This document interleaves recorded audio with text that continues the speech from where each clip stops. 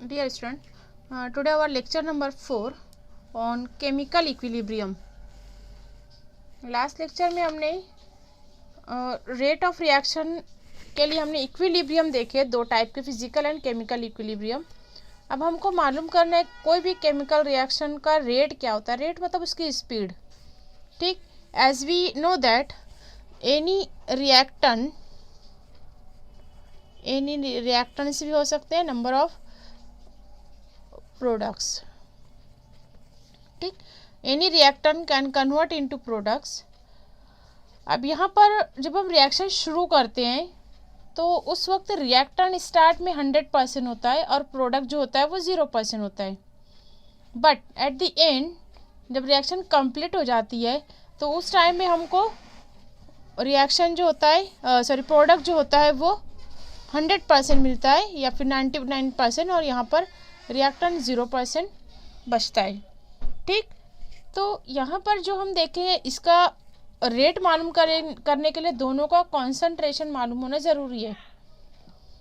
The rate of reaction can be determined by measuring the extent. Extent मतलब उसकी इस्तेदाद जो है, to which the concentration of reactants decreases in the given time interval. वक्त के साथ साथ जो डिक्रीज होता है रिएक्टेंट के कॉन्सेंट्रेशन में, या फिर extent to which the concentration of a product increases in the given time interval. ठीक, तो इसको किस तरह मालूम किया जाता है, क्योंकि ये टाइम इंटरवल के लिए लिया था, इसे स्मॉल टाइम के लिए हम dt इस्तेमाल करेंगे, dt सिंबल. तो हमको रेट मालूम करने के लिए लिखना होगा एक equation, mathematical equation.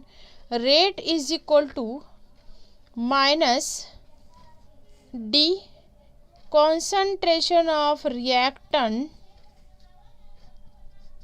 Divided by dt. ये स्क्वायर ब्रैकेट शो करता है मोलार कॉन्सेंट्रेशन. ठीक, where this bracket is show that the molar concentration of reactant. Minus symbol show करती है द डिक्रीज. तो हम इसको लिख सकते हैं how to find out the rate of reaction. तो इसको लिखेंगे हम द रेट ऑफ डिक्रीज और reactant decreases.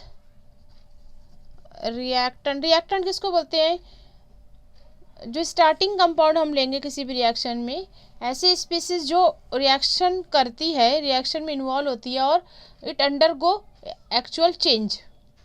Okay, the reactant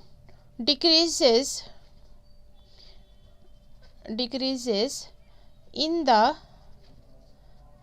given time interval. ठीक है, कुछ वक्त के लिए, जो भी वक्त उसके लिए मखसूस है, तो इसको हम लिखेंगे minus D rate of concentration, ठीक, रिएक्टेंट डिवाइड बाय dt. या फिर इसको किस तरह लिखा जा सकता है, या फिर rate is equal to the extent to which the concentration of product increases. तो अब यहाँ पर हमको माइनस सिंबल नहीं यूज करना है, only we write the concentration of product with time interval, given time interval.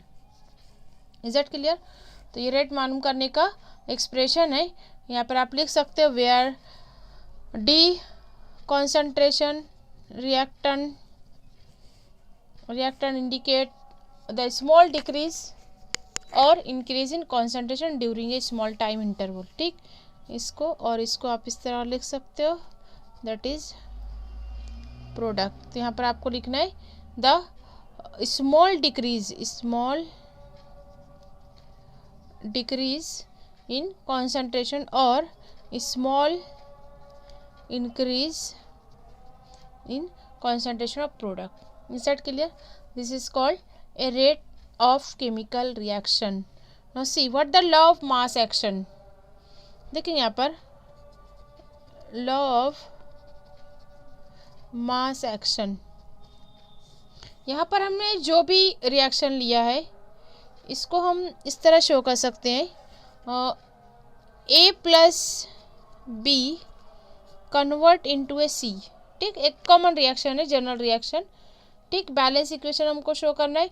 यहाँ पर हम लेते हैं कॉन्सेंट्रेशन ऑफ रिएक्टेंट और which convert into A concentration of product. तो यहाँ पर जो इसके नंबर ऑफ मॉलिक्यूल्स हैं उसको हम पावर में लेते हैं, ठीक। या आगे हम जब इक्विलिब्रियम कांस्टेंट निकालेंगे वहाँ पर देखेंगे। अभी आपको सिर्फ एक कॉमन रिएक्शन लेना है, A plus B mix together, that is a reactant, इनको रिएक्टेंट्स कहेंगे। It convert C the product, ठीक। अब यहाँ पर जो केमिकल कॉन्सेंट्रेशन हम ले रहे हैं, जो मोलार कॉन्सेंट्रेशन ले रहे हैं, they are generally taken in a moles पर लीटर, ओके। अब इसको शो किस तरह किया जाता है, स्क्वायर ब्रैकेट के जरिए, ठीक। तो हमको यही लेना है कि rate is directly proportional to, देखेंगे यहाँ पर it is a law of mass action, rate is directly proportional to concentration of A and concentration of B, right. This is the rate equation for applying law of mass action to this reaction, ठीक। इस reaction में हमने law of mass action लगाया। अब proportionality की symbol जब हटती है वहाँ पर, तो कोई एक प्रोपोर्शनलिटी कांस्टेंट को इंट्रोड्यूस किया जाता है। तो हम इस तरह लिख सकते हैं, rate is equal to k concentration of A concentration of B, okay. This equation is called the rate equation, right? This equation is called a rate equation, and proportionality constant k is called rate constant, ठीक। यहाँ पर हमने यहाँ ये symbol को हटा कर के लिया, it is a constant, proportionality constant, but this constant is fix, that is called rate constant. Is that clear? Here simple expression for rate constant.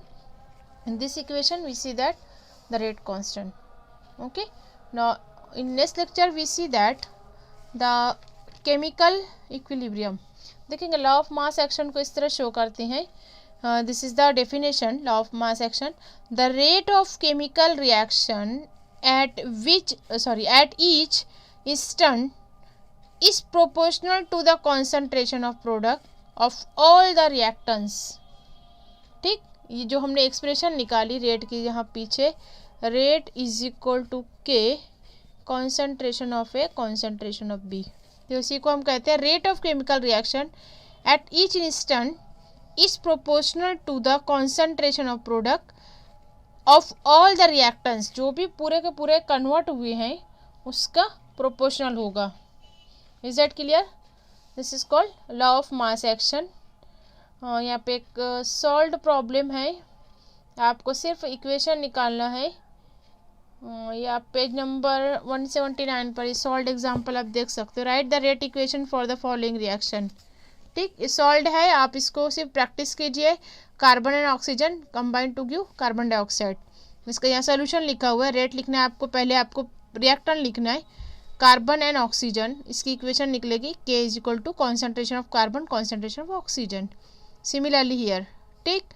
यहाँ पे सिर्फ रिएक्टेंट का लेना है। अब ये 2 है तो ये मोल जो होता है फ्रैक्शन में तो ऊपर चला जाएगा, दैट इन द पावर।